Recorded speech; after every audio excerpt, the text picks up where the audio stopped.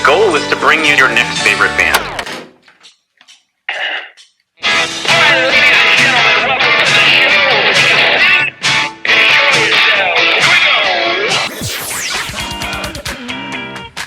Thanks for having us. This is a very cool show. Yeah, so through many iterations, and we finally landed on the weirdest one by far. Yeah, couple of feelings, and boom, you got a sound. Yeah. I remember this one time. I'd been writing some songs, and I went out. I'm just going right in on this story. I went out, and so I was. The story's longer than the song itself. We'll go ahead and play it. And listen, it's going to be everybody's favorite band.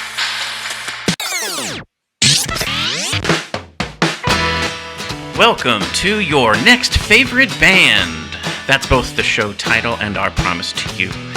We here at Stereophilia Studio are tireless in our pursuit of finding incredible, genre-defiant artists who are either a hot up-and-coming band or a group that has been delivering for years but have flown under the radar.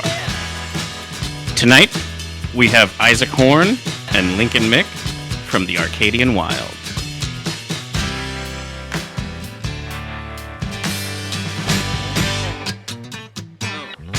Each month, we will bring you live streams, audio podcasts, and perhaps even a live concert where you can listen to the stories and hear the music of artists personally curated by us based on what we feel will be worthy of your time.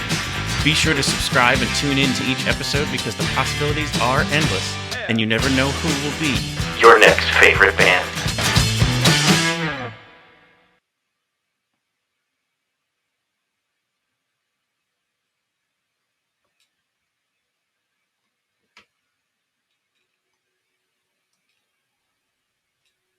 Hello, David. Hey, Phil. How are you doing? I'm doing fantastic. Here we are with the July episode. Yes, it is hotter than July. It feels that way. We're trending that way. I'm sure by August it'll be very hot. I'm just happy to get a Stevie Wonder reference in right away. It's always a goal of yours is to make sure we get Stevie in there somewhere. I can't see how that could be a bad decision. There's definitely a joke in there somewhere, but yeah. So here we are. Wanted to start by just talking about my new shirt. That is from another band that was on this said stream last season. Yes, back in April we had the sousaphonist from Red Barat, John Altieri, and then they performed here in Bethlehem last night. We both went to go see the show. It's part of that kind of free series of concerts. And we have some pictures here we can share with people. They're such a cool band. Bhangra would be their style, but mixed with jazz, hip hop, funk, like all sorts of different things. It's like somewhere between 6 and 8 piece band. Just you can't help but stand up and move and dance when they perform. Absolutely. Yeah. And here's a little taste of what they were like last night. Let's bring that in.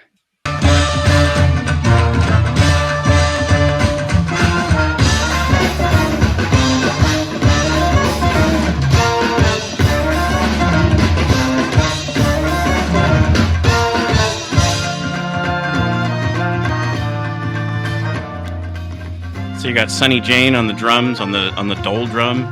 He's kind of the mastermind behind the whole thing. And then they've been doing this since I think it's like 2013 or so. But if you want to go back and check out again, back in April, we interviewed John Altieri, who's the sousaphonist. I mean, I was going to say quite active sousaphonist.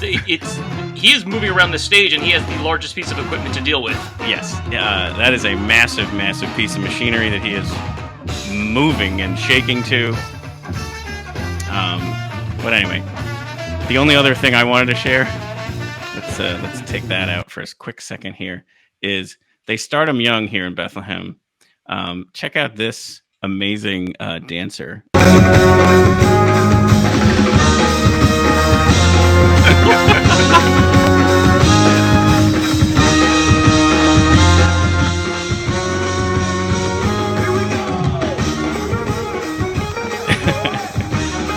It just always cracks me up when they're just like. But you could. What I love about that is it happens at Music Fest all the time because it's such a family friendly event. But like, it's just so amazing about how children, kids, even at the youngest ages, they're just kind of like brought into that sound and that energy of a live performer, and they just get it right away. They're much better dancers than I am. Absolutely, especially with you wearing a boot these days. It's so stylish. Some of us had ankle surgery on purpose. Well, you do look like Iron Man, which is pretty cool. I thought it was more of like a Buzz Lightyear thing, but I'll take Iron Man over Buzz Lightyear on this case. Sure. Well, super honored tonight to have Isaac Horn and Lincoln Mick from the Arcadian Wild. I mean, if you've never heard this band, just get yourself ready to be blown away. And then also I can't wait to ask some of these questions and hear some more of their story, just because there's just such interesting tidbits here. So what we thought we'd start with is just a little bit of a taste of their music from some of their latest release. And then, David, you're going to do some of the bio, and we'll let that kind of play underneath, and then we'll bring them on. Sounds like a plan. So here is the Arcadian Wild.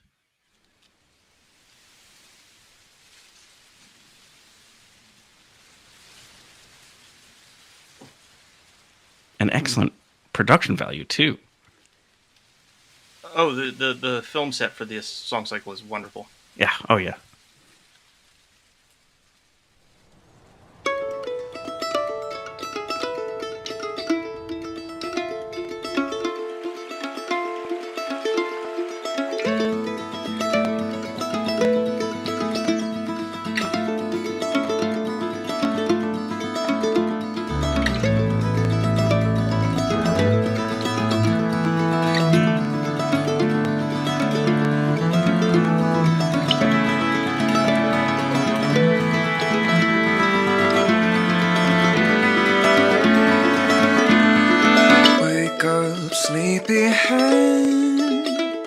I pull you out from the flower bed. My breath fills your lungs. I'll give this garden to my favorite son. Led by songwriters Isaac Horn and Lincoln Mick, with the support of Erik Coveney on bass and Bailey Warren on fiddle, the Arcadian Wild confidently inhabits and explores an intersection of genre, blending the traditional with the contemporary in order to create a unique acoustic sound that is simultaneously unified and diverse. They bring a unique blend of thought-out composition and musical accessibility, with roots in formal vocal music and influences from progressive bluegrass and folk. The Arcadian Wild offer up songs of invitation, calls to come and see, to find refuge and rest, or to journey and wonder. Their most recent release, Principium, a 4-movement song cycle that explores human relationship, flourishing, degradation, and redemption, was released in February 2021 and debuted at number 3 on the Billboard Bluegrass Charts. Just so beautiful. So, without further ado, let's bring on Isaac and Lincoln. Welcome. Thank you so much for joining us today. Thank you guys for joining us. What's going on, guys? Yeah, thanks for having us. So, we're going to get into like all the music and all of the, the different experiences and where you guys all started from. But I guess to just start, you guys we were talking about a little bit before we came on. You guys just kind of wrapped a mini tour of sorts, and how you feeling? I mean, like you got a little bit of a night off here, and you decided to join us. What made you say yes to that one? We just never have enough to do, so we're always just trying to pack more in. No, it's we were just touring through Texas and Colorado, and a little bit in Arkansas and Missouri as well, and I think we were out for like 2.5 weeks, and after the really intense periods of the pandemic over the last 2 years, Sure. we're just like really stoked to be able to like get out and do our jobs like at all, and it's been really wonderful to gather with people again and get to share music in real life in Sure. real rooms with real people and real air in the room. Yeah. So Well, I always felt bad when you watched somebody doing a live stream, like you as a music live music lover, I went to them, I sought them out, but obviously they didn't know the reaction I was having. So there's this like, you finish a song and it's like a person telling a joke and then there's no laughter after it. Like there's no applause, there's no gratification. You can't feel the energy, but it would, trust me, it was there. But like, it's got to be, as a performer, so hard during that time frame. Yeah, man. We did the live stream thing for a little bit, and I think I don't know how many we ended up doing. We kind of had this regular series that we called An Excellent Evening with the Arcadian Wild, and yes, very pretentious. And I think maybe we did like 6 or 7, and I think it started like bi-weekly or maybe weekly, and then it slowly shifted to bi-weekly and then monthly and then not at all. Yeah. Then quarterly. A lot of work. Annually, hopefully never again. Yeah. I mean, I think people just got screen fatigue because they were doing it for their work. They were doing it for their families. They were doing it if they were involved in an organization or a nonprofit, and then their entertainment. And then it just became a point where I'm sure, again, the lack of instant gratification for you all, and then, their kind of burnout just led it to be like, okay, let's get back to live shows. Yeah. And that probably like a kind of a cool place to start might be, because you touched on it there a little bit, like getting back to performing. I read this quote where you were talking about that you write music to sustain people, which I thought was just an interesting way to put it. And where it was coming from was the story behind the name of the band, how there was this, I think it's a Greek city called Arcadia. And so I just thought maybe you want to talk about that for a quick second, because it could tie into all that. Yeah, of course. So Arcadia, obviously, like a real place, and there are places here in North America named after Arcadia. So originally it's a Greek province, and in ancient mythological stories, and also later on in like portrayals of Arcadia in Renaissance art and literature, it's portrayed as this place where it's eternally spring and nothing ever dies, and it's sort of this like perfect microcosm, a perfect environment. And it's not a city, it's not an urban environment, but it's kind of like a pastoral paradise, and people live there and they take care of the place that they live, and it takes care of them. And there's this sense of mutual belonging and reciprocity that we thought was a really beautiful idea. And somewhere we read one writer had written something like, there are always echoes of this like perfect music floating through the air of Arcadia. And we thought that was just like a really beautiful idea. And I think when we kind of like landed on the name and we're exploring that, we maybe had an ideal to like make music that sounded like that. Sure. That could kind of be a place for people to like come and rest or explore, or find healing or restoration or nourishment, to a sustenance of some form. So. And I can, so as I prepare for these, you do obviously research on facts, but then you also just keep playing the music so you can take things out. And I was walking around Bethlehem here in the later hours one night, and I was just like, when I expire, I hope I hear all the songs that you haven't yet written. Like it's this like angelic music that just, I think it fits exactly everything you just talked about, that I was like, I think I want to live in the afterlife set to the music of Arcadian Wild. Like, it's just so so beautiful. It really is. That's why in the beginning I was like, I'm so honored to have you guys on, because I'm just like, holy cow, are you guys so good at songwriting and performing? And that's the thing too, is like the studio stuff is great, but then the live performances just take it up such a notch. Jeez, thank you, Phil. Nobody has even almost said to us what you just said. That was like on another level. And as I thought about it, I was like, maybe I shouldn't say that, but I'm like, whatever, I'm just gonna say it. No, thank you. Yeah, that is incredibly encouraging. Yeah, thank you. Oh man. So I would- talking about sustenance. Jeez. Well, yeah, Yeah. to touch on what Phil said. A while. Yeah, what Phil said about the live performance. That is, I think, you're the same thing. The studio performances, you get this perfected version. That's what the studio is all about. But it's amazing to watch you guys be able to reproduce and create and have the energy that flows out of the four musicians on stage and the voices, which are stunning. And we'll touch on that as we go.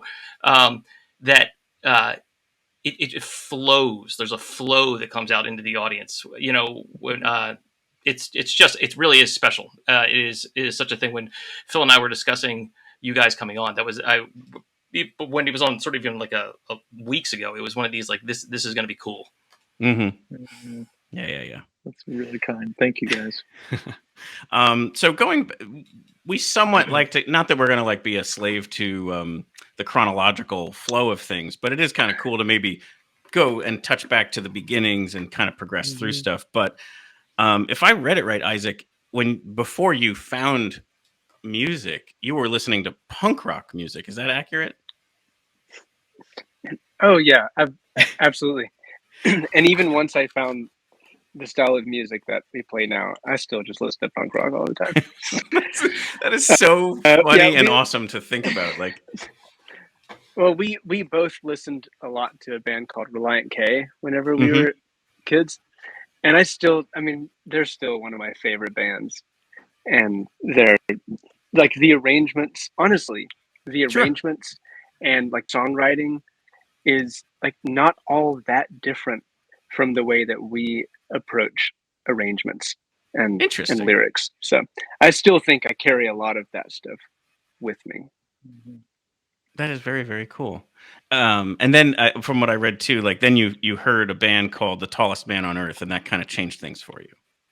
Yeah, right. That was sort of my first sort of example of acoustic music that really like captured me, and his guitar playing was what really like drew me in.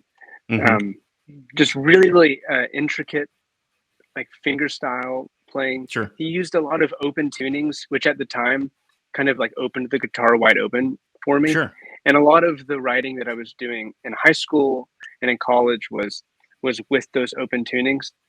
And I've like since kind of transitioned out of that. It's interesting to go back and like follow your own journey to where you started and the things that were really cool to you and that you were like, this is the greatest thing ever, is not like, I don't even use open tunings anymore. I avoid them, he was awesome. Tallest Man on Earth. He's incredible. And I definitely owe a lot to him. That is so cool. And then so obviously if you look at punk rock music and then The Tallest Man on Earth, you naturally progress to the type of music that you're all creasing. But there is another element. So. Yeah, but there's that other element, and I think this is something that we should spend a little time on here is Isaac, you're from if I got it right, Jonesboro, Arkansas originally. And then Lincoln, you're from Jacksonville, Florida. Yeah. But right. You guys attended the same church, or some way of like getting into like the choral music, I guess, of your training or your upbringing. Yeah, so Isaac and I both we didn't go to the same church. Since we grew up in different places, but we both grew up in churches. I guess that's what it was. Yeah. They had like strictly had like an a cappella musical tradition. And so like there were no instruments like in the worship services, so it's like just voices. And so I think like that was really instrumental in like our and how we learned how to sing. Nailed it. From a really young age.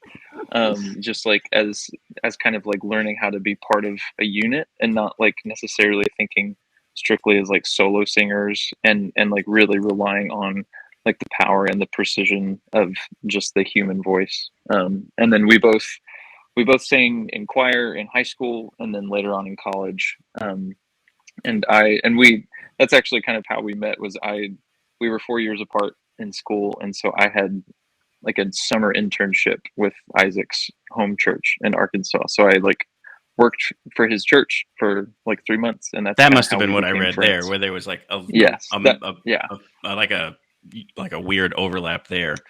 Yeah. But where it culminates to is what you talked about there was college, and you all end up at Lipscomb University. Yes, Lipscomb for lips. It's a small private liberal arts college just south of downtown Nashville, and we were both in the music program there. Again, kind of 4 years apart, so I was just graduating as Isaac was getting to Nashville. But the band had started my senior year, and so like a year after its founding, when Isaac came to town, I told the other two people who had started the band with me, we have to get this guy in here. And so it was, we got it for real. That's like, you should see all the open tunings he's using. I heard he's going to abandon that stuff. Revolutionary. Nobody's doing it. He's an acoustic punk rock legend. Amazing.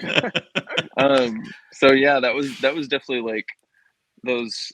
So we met in like the summer of 2012. So there was, I don't know. I feel like there were both some things like kind of marinating and like percolating for us, like individually, like on a creative level, and then the timing was just like really perfect. And there was kind of like the band had been started, and then like Isaac and I had a foundation interpersonally already kind of formed, and then we've just kind of been going ever since then. That was definitely like a big pivot point when he joined the band, and it kind of like it totally changed direction. And it was really funny. There was like, this is tangential, but like we love that.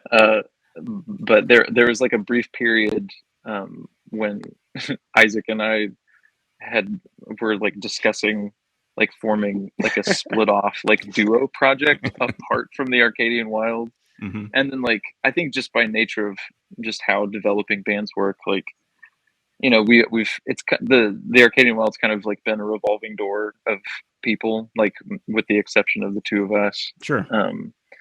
But because I think that's just like what young bands do when it's like made up of a bunch of people like in their like early to late 20s, like life. Yeah, because they'll have like time and like 4 projects at the same time, and whichever one takes the most roots goes. Yeah, exactly. And so, and that's definitely been the case.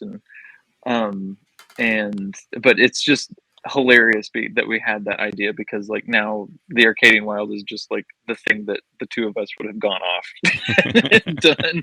Like we just kind of like slowly molded it into like whatever that would have been, I think. And right. That said, it's been influenced in profound ways by the people that we've collaborated with. Like the two of us are not like single-handedly responsible for the music that we've made over the last like 7 years. And like we owe a great deal to like all of the different people that have kind of come in and out of our orbit over that time. And they've made like, I don't know, just like invaluable contributions that we're really grateful for. You used there was some interview I looked at that you used a phrase that you borrowed from Mr. Rogers, actually, where you said that a lot of people have loved the band into being.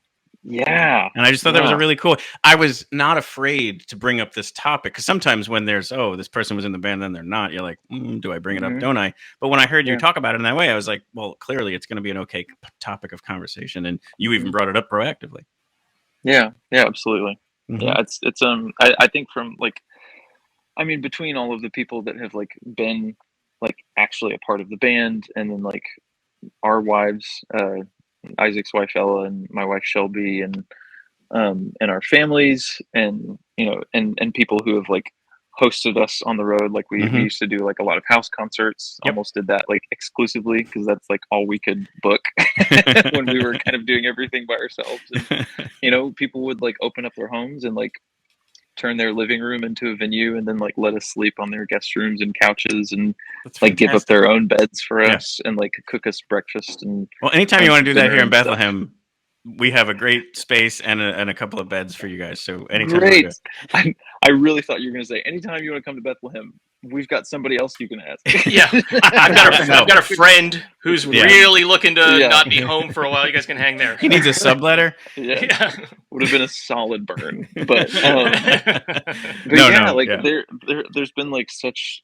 I mean, we've been a band for like a relatively brief amount of time, like in the grand scheme of things. But like over the course of the last like 8 to 9 years, there have just been so many people that have just like kind of helped usher us forward and nurtured us in really beautiful ways. And we're really grateful for all of those people. Yeah, and I think like that when I think it was I can't remember the documentary they did about Fred Rogers like a few years ago, because they did the documentary and then they did like the live action, like the Tom Hanks one, like the biopic Mhm. of him and like the journalist, and I feel like I get those titles. They definitely confused, but they came out too close together. They both have neighbor somewhere in the title. Yeah. I mean, I think that's actually true. I think they both do. Yes.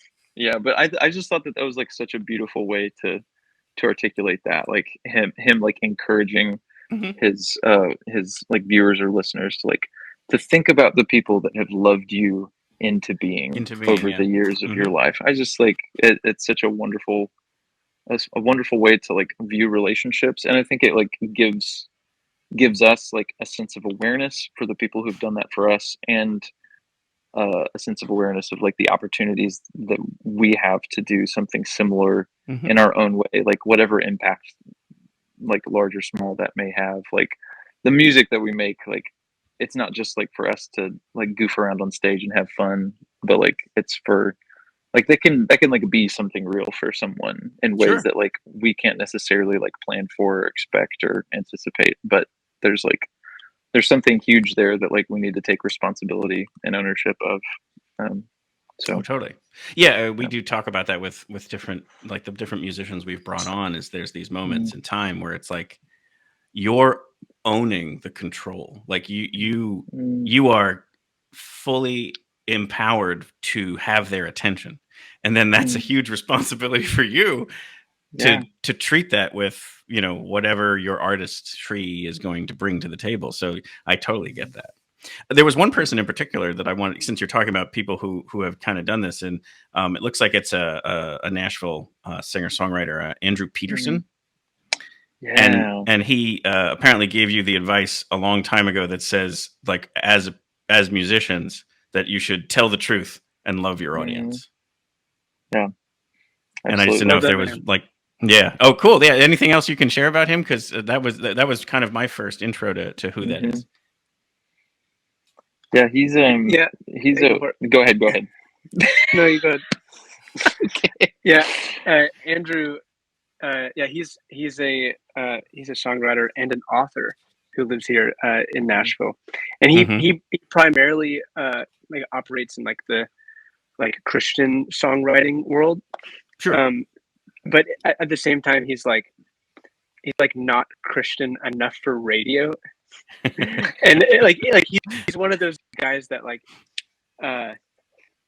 he's doing it right, and he just writes so beautifully. And again, it's I think the way that he writes is just sort of following those axioms of telling the truth and loving the audience.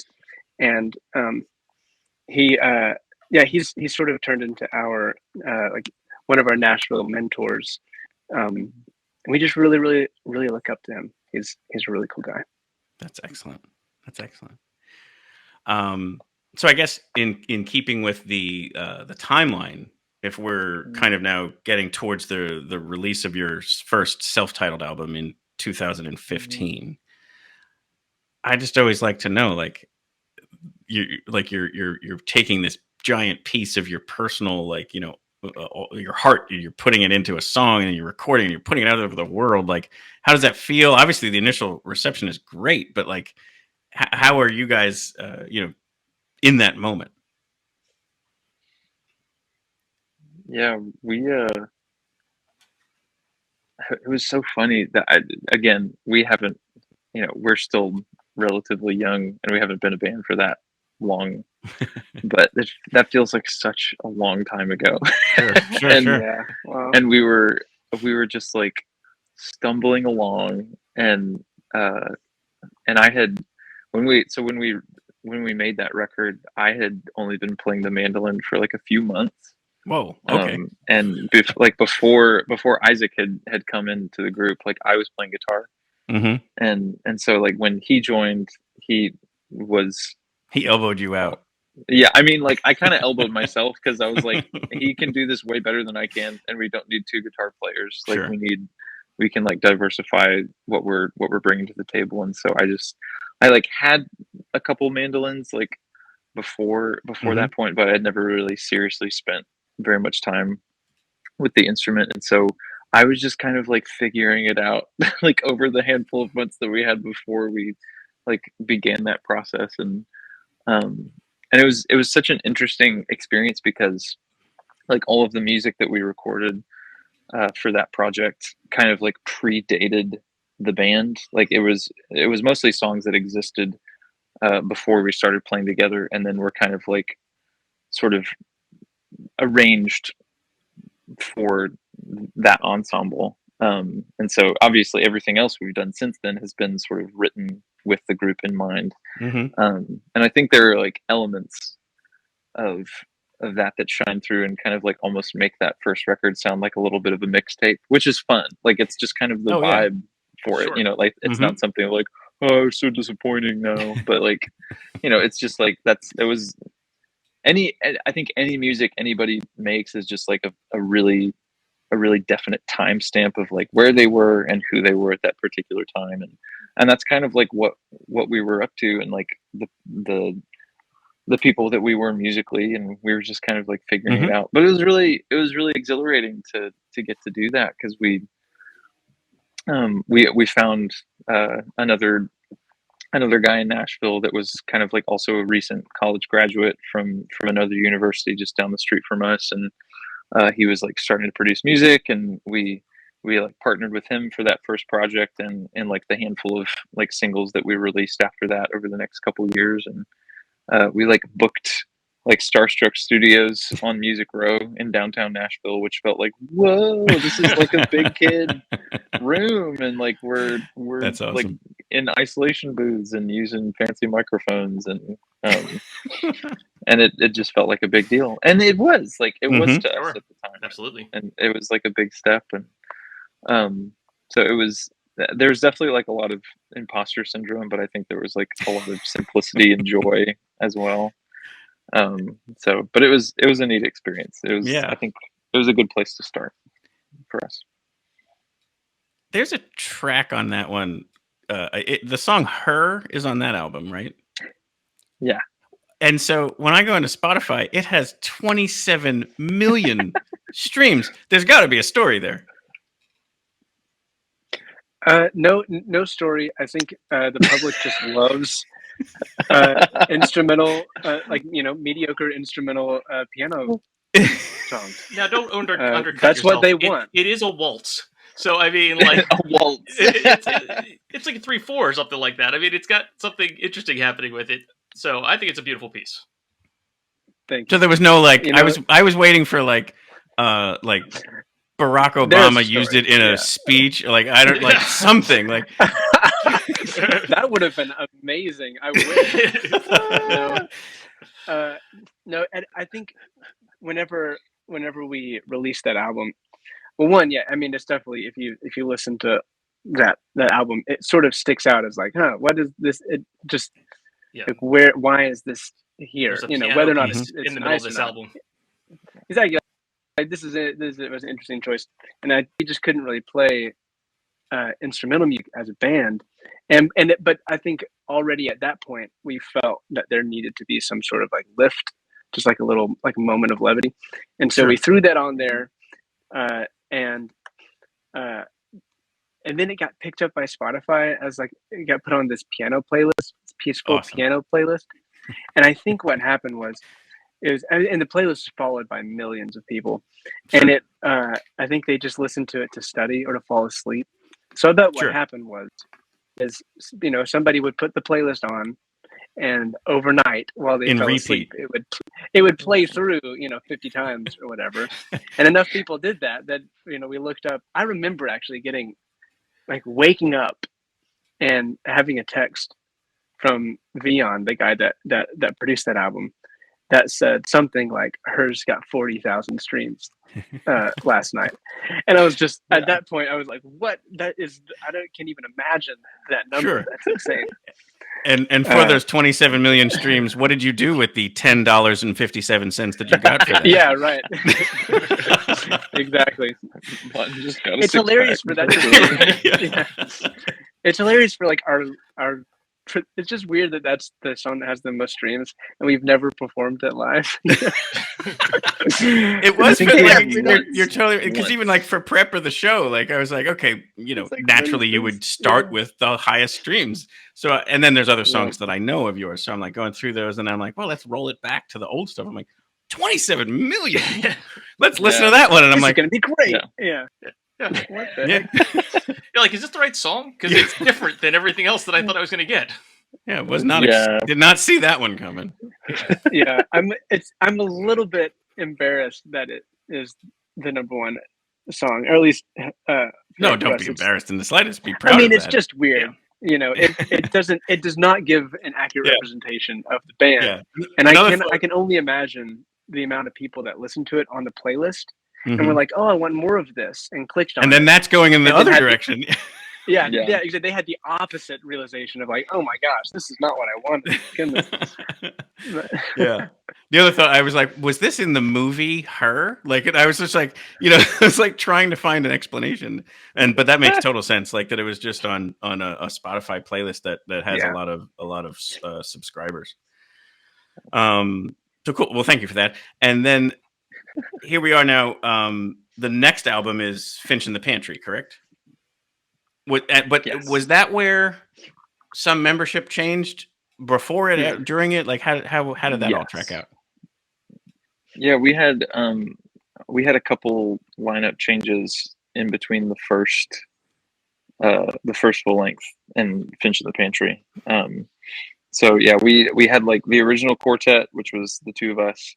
And then our original female vocalist Sarah, and then we had a cello player named Everett. And so, think like Everett left, and then Sarah, and then we had like a couple other people come in and out. And then I think like Isaac, I'm trying to remember like the minutia of this chronology, but I don't. I think we.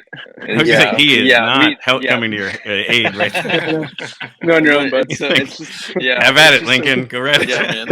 It's just so funny. Like there really have been like so many different folks coming in and out. But yeah, we met a fiddler in town named Paige Park, and she joined the band right before we kind of like started writing and arranging for Finch in the Pantry, and yeah, I think like we had like invited someone else into the band for a short season, and that was kind of like our first taste of having fiddle in the group.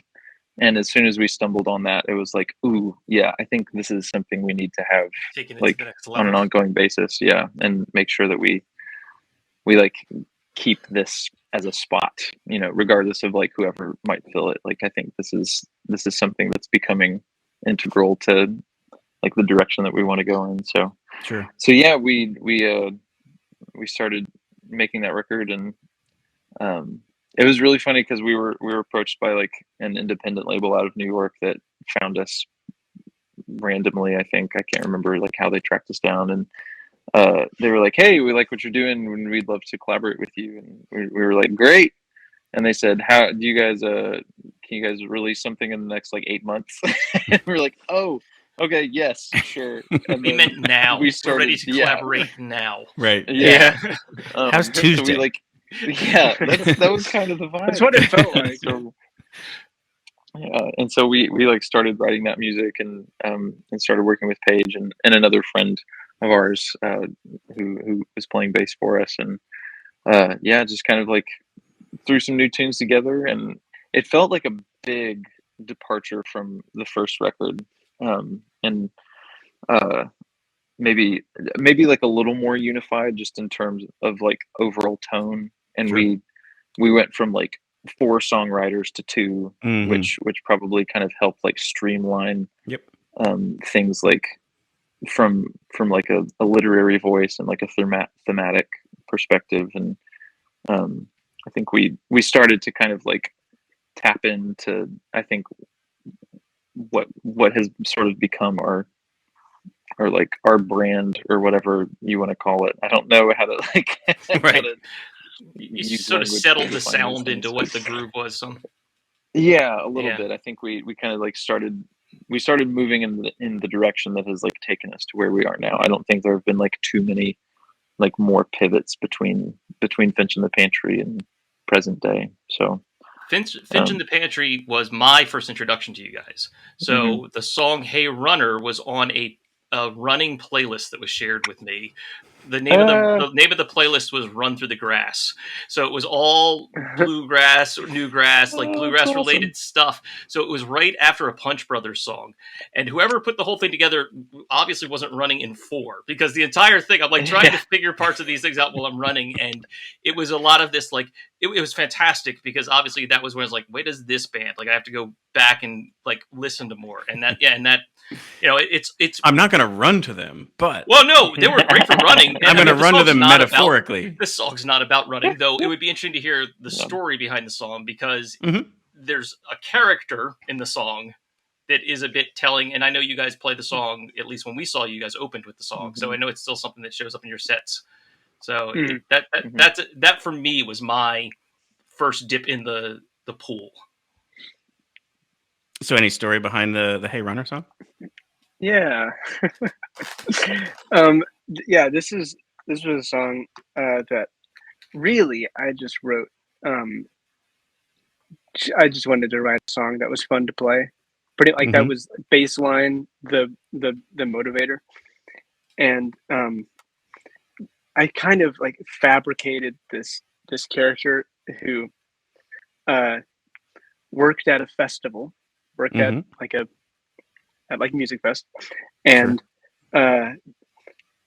was a runner at the festival. So somebody whose job was just to sort of be available to people and run different errands, get the artist / festival promoters anything that they needed. And there's a lot of people out there that are runners, whether it's at a music festival or at other events. Sure. And it's tough work. And in this sort of like fabricated scenario, this particular runner was the subject to just a lot of like time abuse, I guess, where the people around them were just sending them on ridiculous errands and asking them to do things that they shouldn't have to do. And I sort of got in that person's head, and the song is like this sort of sarcastic response, like amidst having to run all of these different errands, this character is like sort of beginning to push back a little bit, and ultimately ask the question like, should I keep doing this, or should I like kind of be in control of my own time? Sure. Yeah. So it's simultaneously about that and also not about anything at all. Yeah. No. I mean, that's what it all is it's all just art. And I would love to spend a moment talking about another song on that album, because I always find, and through these interviews, there's just been these very touching moments of when an artist and a songwriter puts something that's very vulnerable out there, and I find it so admirable to put stuff that would help someone else not feel alone. And so I know on that album is a song called "Civil War." I was just hoping you might spend a moment to just kind of sharing what that's about. Yeah. So "Civil War" is a song that I wrote. And so, okay, context.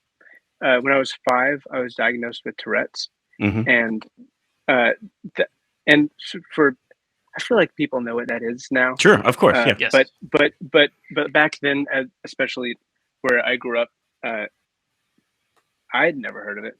Of course, I was 5. I hadn't heard of anything. but Limited medical knowledge at 5. Yeah, exactly. Yeah, but it's the syndrome that's characterized by having sort of involuntary, like vocal and like physical motor tics. Sure. And it was one of those things that like was definitely noticeable when I was a kid, and it sort of like progressively like got worse through middle school and high school, and then for lots of people it sort of it reaches a climax and then begins to taper off. And I mean, luckily my experience with it has been very mild, and now it really only like rears its head when I get tired or stressed or something. Sure. But I wrote that song trying to emulate the experience of just living in with a mind that was just kind of chaotic feeling at times.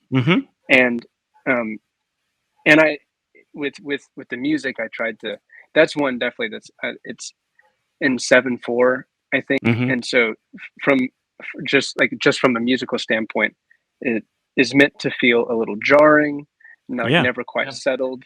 There's a lot of different modulations. So really, like at at no point does it feel like you can relax in the song. And I think that was on purpose. And then lyrically, I also tried to sort of create a sense of that chaos. And and I was also I tried to be intentional about not limiting it to Tourette's, and instead something that can be like just we all have our own version of chaos and like sort of like uncontrollable madness, and it affects us all differently. And so I tried to leave space for other people to like meet it with their own experiences. Sure. But but that's Civil War. Sort of, you're just fighting with yourself. Right. No, thank you for sharing that, and thank you for writing the song. Like, I think that's again where, whether it's last month we had Mike Maines and the Branches on, and their whole album "When We Were in Love" is him and his wife writing about how difficult it is to be married. Like, even though these songs are upbeat and poppy, it's about how frustrating it is to not have somebody who you spent all this time with see things the way you see them. And then We Banjo 3 has songs about depression and mental illness and all this other stuff. And it's like, it really, I think it's one of these things, all of that stuff has such stigma to it that it's like, oh, you don't talk about it. But as soon as someone is brave enough to talk about it, everyone else is like, oh, thank you. I don't feel alone as much anymore, and maybe that helps them. So anyway, I always want to make a point to put that kind of information out there, because you just never know how that might resonate or connect with somebody who's just feeling alone. Yeah, you're absolutely right. Yeah. So cool. Well, thank you again. I appreciate you sharing the story behind that one. So that album comes out, you're settling into the current band that exists today with Erik and Bailey, and you're finding a stride, and world pandemic happens. And so perfect timing, you finally find the quartet, and now we're going to be, shuttered venues and all this other stuff. But which is another thing that we keep hearing from musicians and artists is, they didn't wallow in the pity. They just simply said, all right, well, we're going to work on. And you actually went back to this piece that was started back when you were in college. And you were like, you just knew there was something there, and you went back to it and decided to look at it with fresh eyes. Yeah, it was funny. I mean, I mentioned earlier, like Isaac and I had sort of discussed like breaking off of the Arcadian Wild and doing our own thing, and what became Principium was actually the thing that we were going to use as kind of our break off piece. And then we started kind of like experiencing the lineup changes around that time, and so I was like, oh well, I guess it's not time to start this new thing, so we'll just like continue down this track and see what happens. And so it was cool to dig up that collection of songs again, and to do it with like kind of some separation, some time and distance from them, from when we had like kind of originally dug into them and created the original arrangements, and the evolution that they experienced between their like initial formation and their completion was just like kind of amazing. And I mean, no one's gonna have like as much of a handle on that as Isaac and I do. Sure. But there's maturity there as musicians, as human beings. Like you're gonna approach. There's some heavy topics in there.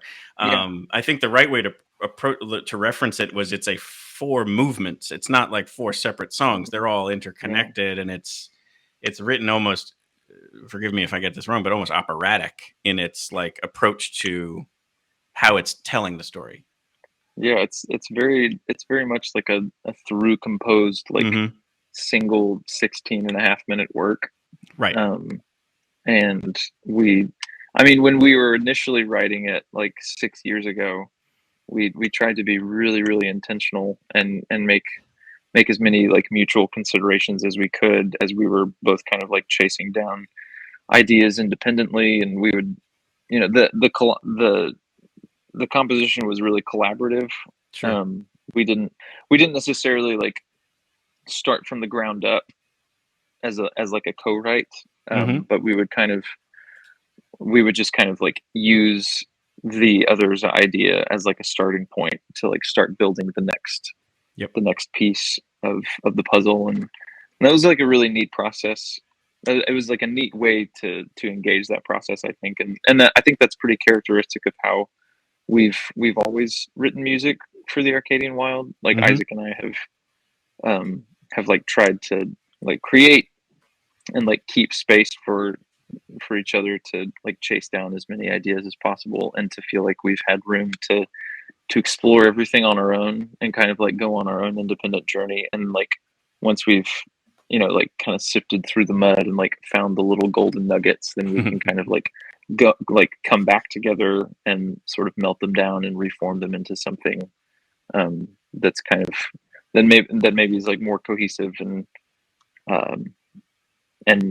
I don't know, I think that they're kind of like stages of revision to every Arcadian Wild song. There's kind of like the individual exploration, and then kind of like the duo like peer review thing, and then we kind of like bring everything to life when the full band gets together to arrange everything and polish on it. And it was really cool to kind of like watch that final stage of transformation when we brought things to work on with Eric and Bailey. And they're both just like such gifted people, and clearly really and really made like such wonderful contributions to it, and like helped it reach a place that like the two of us definitely could not have done on our own. And so, a wonderful moment to hear that all open up when you finally get to hear all of those pieces that have been inside your head suddenly in the room.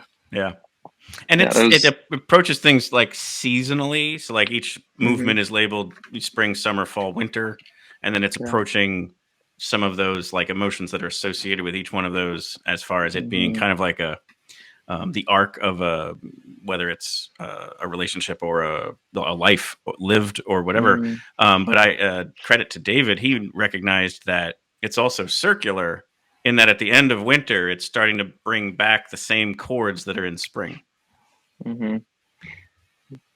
Yeah, that was like definitely a very purposeful move to kind of like tie everything back around at the end. And in that, I don't know how much time you guys have like spent like digging into the real minutia of of the piece, but we wanted to kind of like send it back into the theme of the first movement, and then kind of like, as the piece was ending, sort of go through a tour of all of the melodic ideas of the previous movements, and for it to all kind of like climax in this like like both like simultaneously like mournful and like triumphant crescendo at the very end, and it was like a fun puzzle for us to try and like all put our heads together and figure out, okay, like how do we weave all of these different ideas together? Because like we cover a lot of ground. Like the first tune is like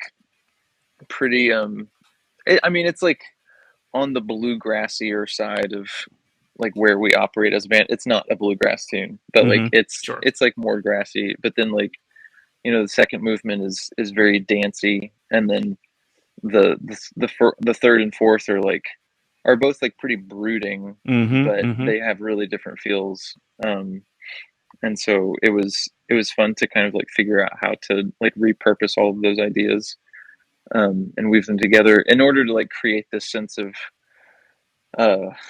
like a recognition that like nothing is wasted or nothing needs to be wasted. Like we can sort of like reconstruct. We can reconstruct something out of like the broken pieces that are lying about.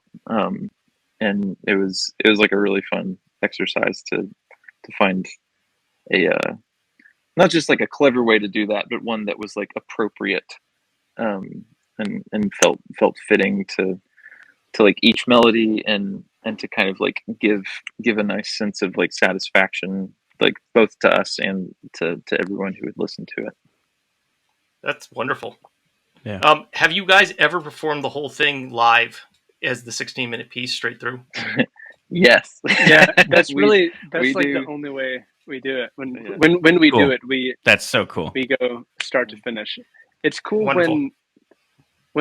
Whenever we released it, we would sort of do a prep for the audience, and we do a little introduction and just kind of prepare.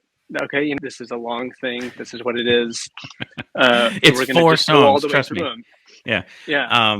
But now we just start. So we start and finish. So my inner prog rock fan loves every bit of the fact that it's a 4-suite movement. That I get my long change, things like that. I hope you. So this is probably a good moment to talk about local Bethlehem opportunities.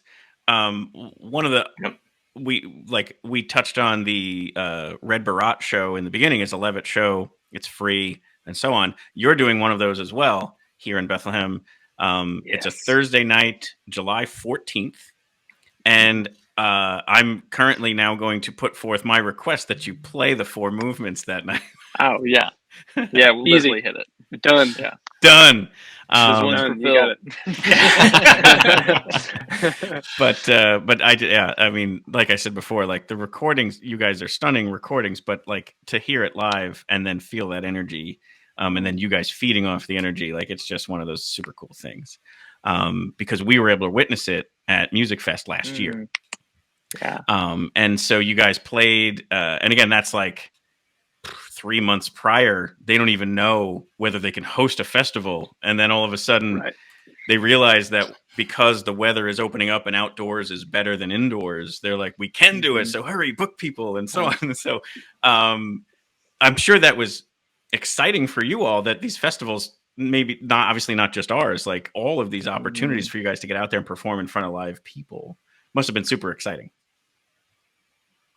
Yeah, it was such a wonderful feeling when they, started rolling out vaccines last spring, and when we started to see things like popping back on the calendar, like talking to our agent and our manager, it was just like this wonderful renewed sense of hope and vigor, and it was just so great to like get back to that, and like as you were saying, like to have like worked on this new music in particular, and to finally have an opportunity to like get to have the satisfaction of sharing it live in front of people for real, was just such a great feeling. And it really is so different. Like I mean, as you were kind of as you were saying earlier, like playing to a computer screen for like a virtual audience that you like intellectually know is there,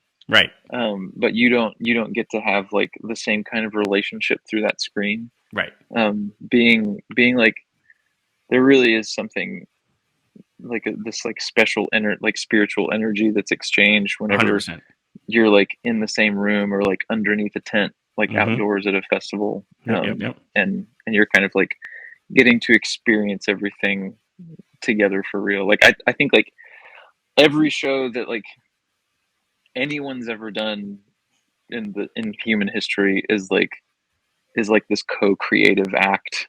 Mhm. You know, it's not something that like we just get up on stage and do, but it's like this special thing that the performer and the audience make together. Absolutely. And I think like I think we've kind of like held to that conception of like live music for a while. But I think like that awareness was like definitely renewed when things kind of came back last year, and like Mhm. ever since, you know, it's just like so wonderful to like walk into a room and like get on stage and be like, okay, like let's go, y'all, let's make something special together tonight. Like Right. it didn't like, it's going to be different from how it was last night, and like tomorrow night is not going to be the same. So Yeah, this moment exists right now. Let's appreciate For it us. and enjoy Yeah. it. it's amazing. Yeah. So speaking of that, I recorded some of your performance at Music Fest last year, and it's Silence a Stranger. And a lot of times people tell me, like, when I ask people who are like followers of the show, they're like, I really love hearing the stories behind things. That's super cool. But can you get to more music? So we're going to get to the music now. Cool.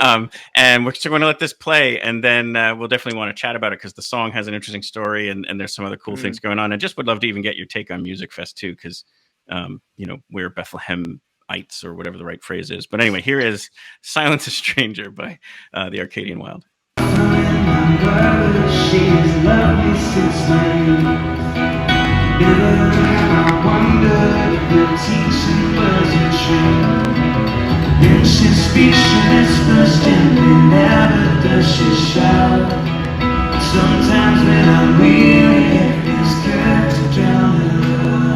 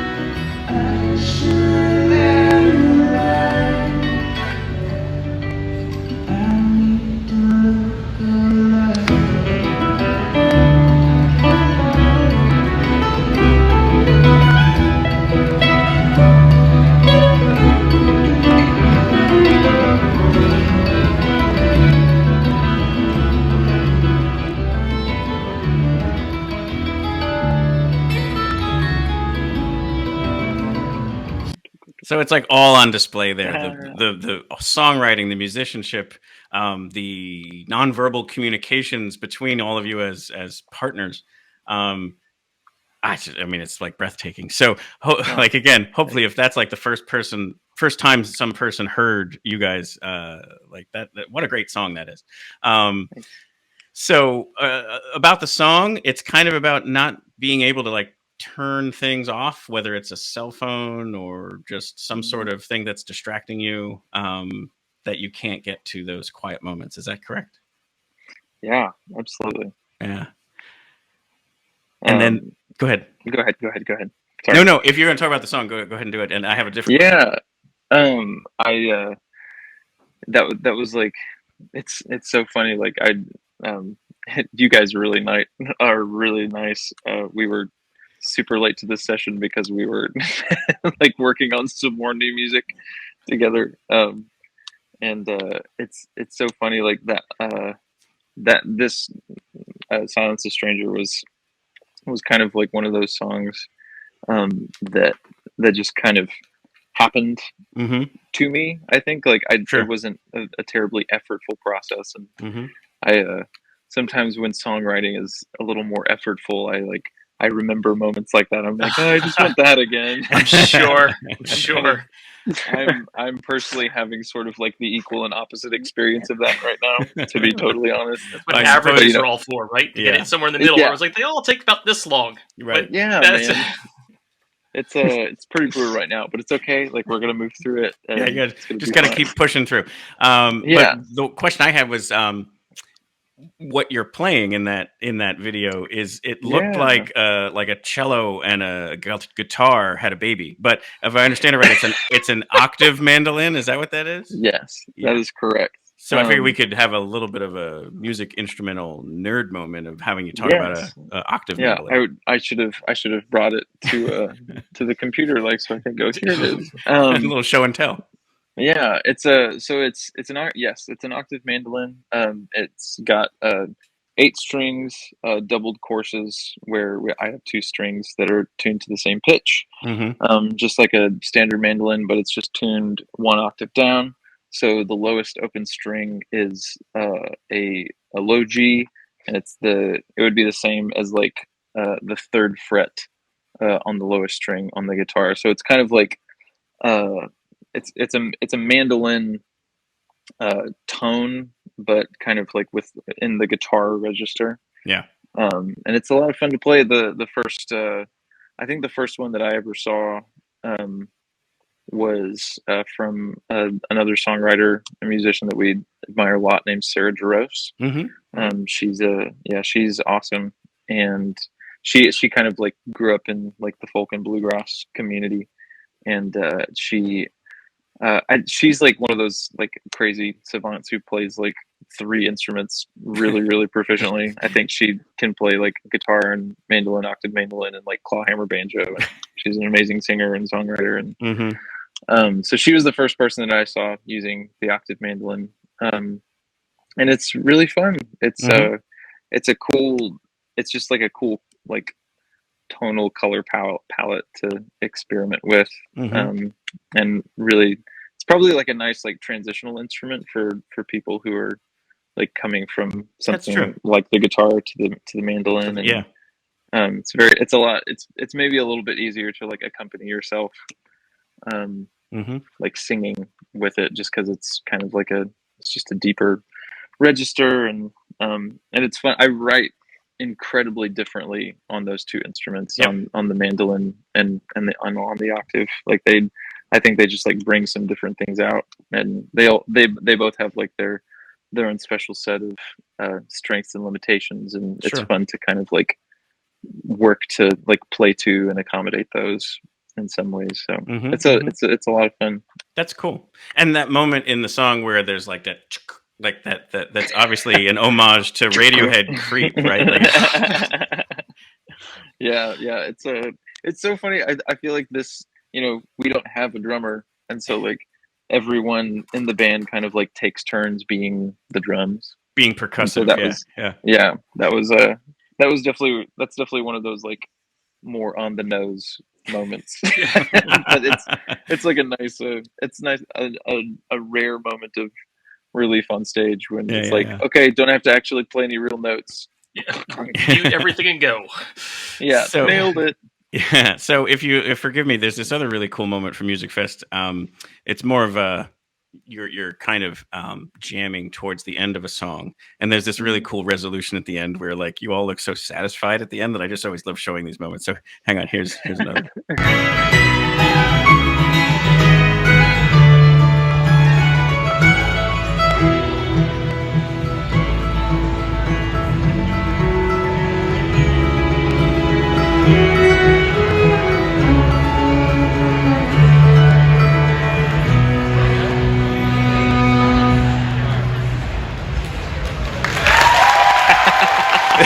There's that just joy of the resolution.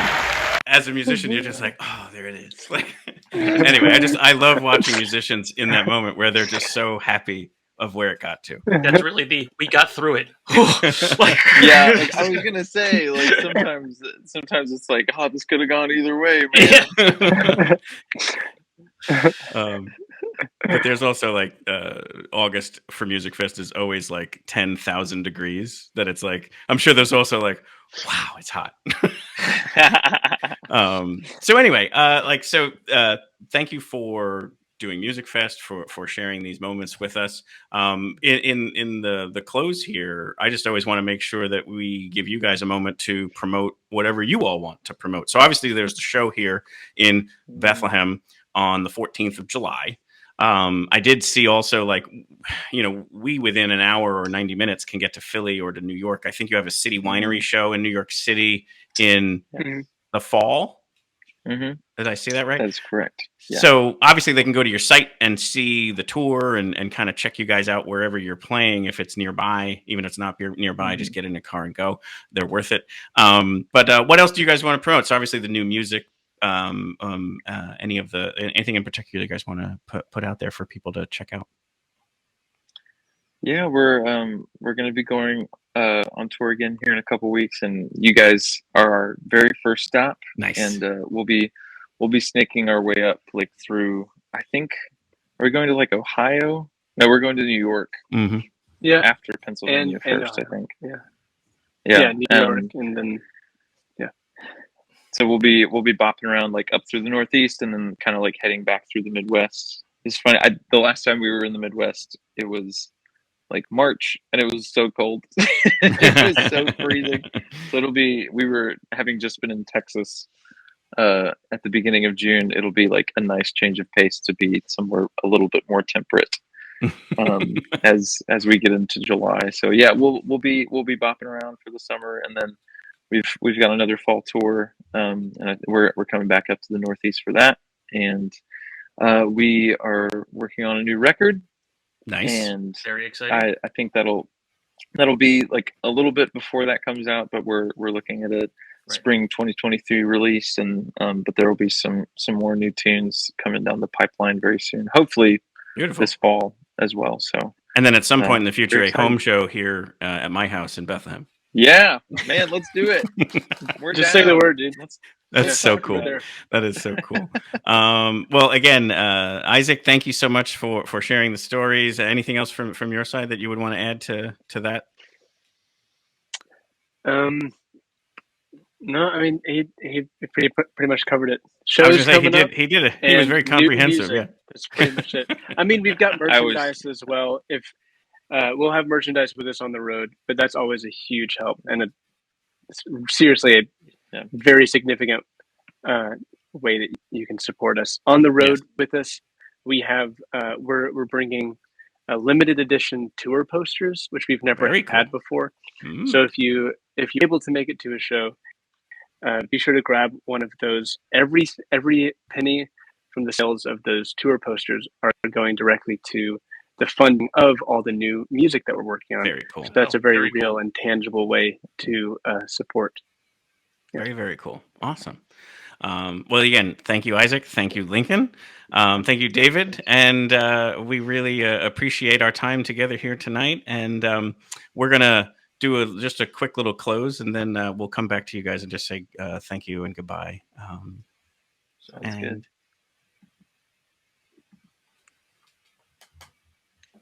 All right, Phil, let's say goodbye to everybody.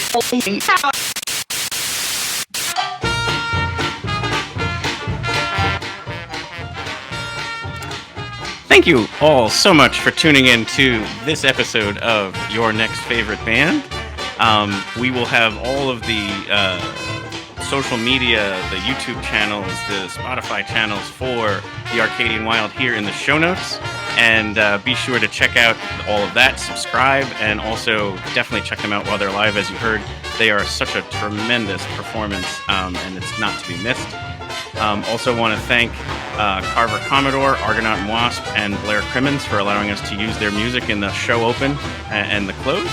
And if you want to sponsor our show, or if you're a musician and you want to submit to be considered to be interviewed, or even suggest something for David and I's next favorite band, get in touch. The website is stereophilia.studio, or you can hit us up on any of the DMs for any of the social media channels. But other than that, I hope we all show up at the Levitt Pavilion in July on the 14th to go check out the Arcadian Wild and any other live show that you guys all want to check out. Hope you all found your next favorite band. Thank you so much. It's all over now.